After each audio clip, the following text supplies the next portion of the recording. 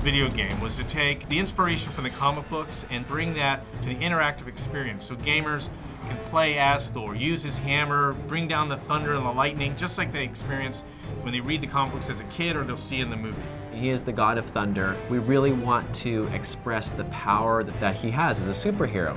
He's going against big demons and giant trolls scattered across the 9 worlds. The bosses of each of these worlds are these monstrous, titanic entities with all sorts of different powers capable of tremendous destruction. It's been great to take ideas and concepts, not just from the comics, but from Marvel themselves, building enemies that are worthy of Thor. The game is not a play the movie game. Our narrative is very different. We worked with Matt Fraction, who's one of the scribes for the Thor comic. When we first started talking about the music for Thor, Idon pulled together all the different concept art, the videos from the game. What we actually wanted the music to do is play like a thread that is tying the game together from a dramatic point of view.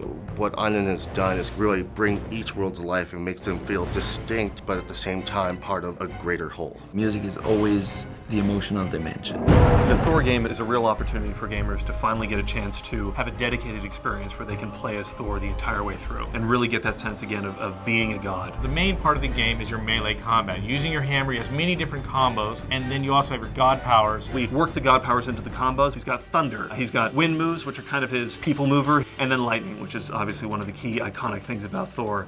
There's a grapple system. Thor literally climbs on top of his enemies in order to get the best vantage point to bring the hammer down. There's something just fun and visceral about playing with a character with a giant hammer, smiting people left and right. It's such a gratifying experience. You know, I think people are going to be really excited about being able to get their hands on it.